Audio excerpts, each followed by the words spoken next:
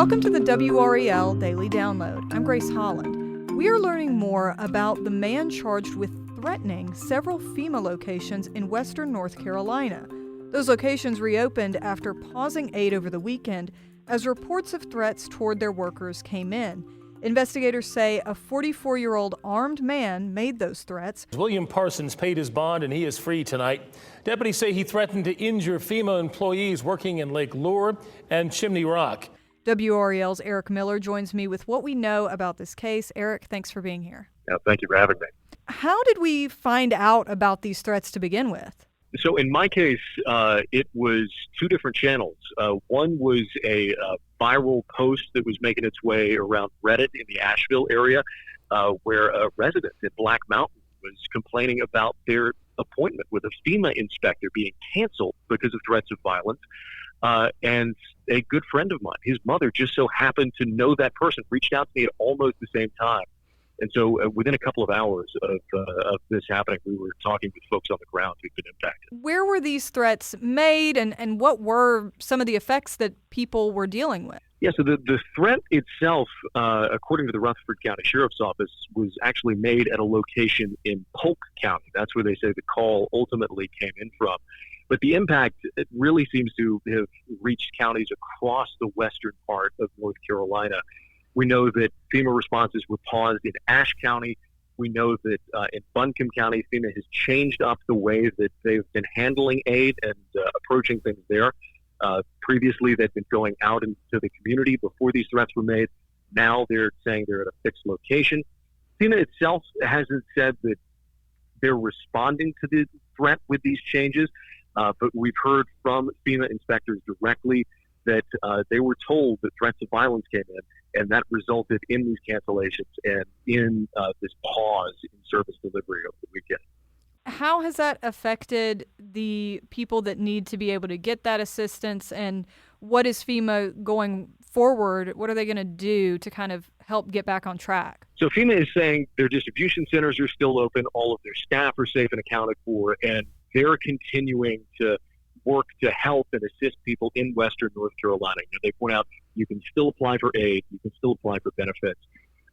We've heard, though, that for people who had appointments with at least some FEMA inspectors, they've been unable to get those rescheduled, and they don't know when an inspector will actually be able to come and visit their property and actually assess how much damage there is and what aid they're eligible. Let's take a quick break right there, and we'll be right back.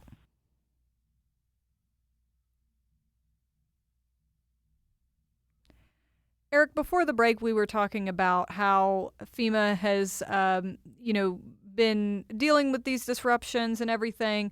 How did Rutherford County deputies end up making this arrest in this case, and what did they charge this man with?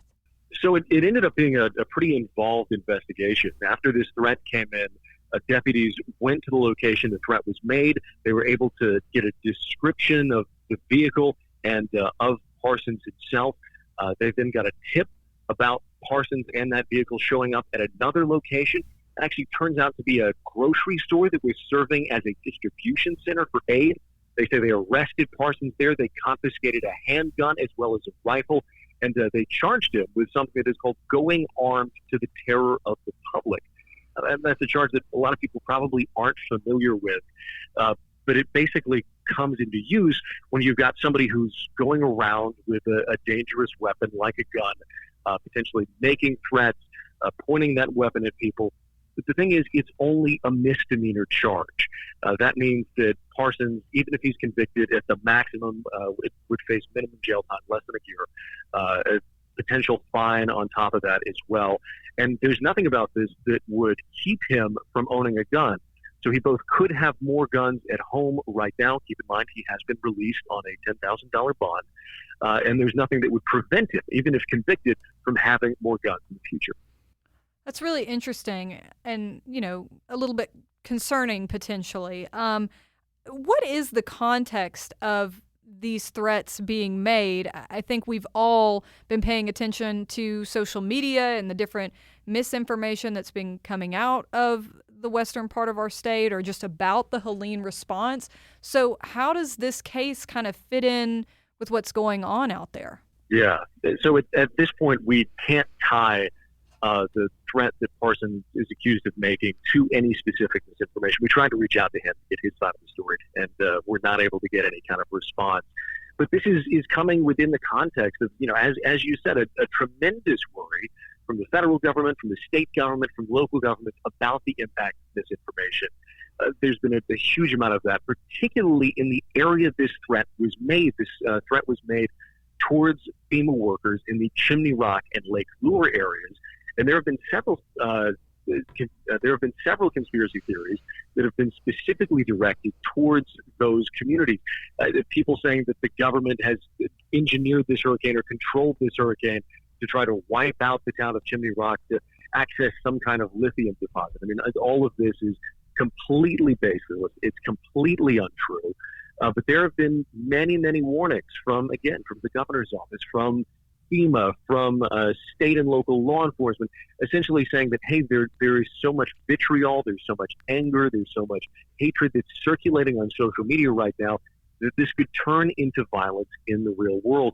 And there's certainly a lot of folks who are concerned out there that this is an example of that. So knowing all of that, what is FEMA going to be doing going forward to combat, the misinformation that may or may not have been behind this, or at least has, created a lot of anger online, to make sure that they're going to continue to be able to help people? So FEMA has been trying to get out ahead of this by reaching out to lots of media, both local and national. They've been working on distributing as much information as they can. But it really is a challenge, actually, getting their side of things, the official narrative, out there to members of the public. I mean, keep in mind, this storm so fractured the basic communications infrastructure that a lot of these rumors were spreading before anybody even realized that FEMA was in their community helping them. And so there was already a lot of hostility built in once FEMA inspectors started showing up. So FEMA does have an uphill battle here as they try to reach out to people and convince them that they're not trying to take anything away from these communities.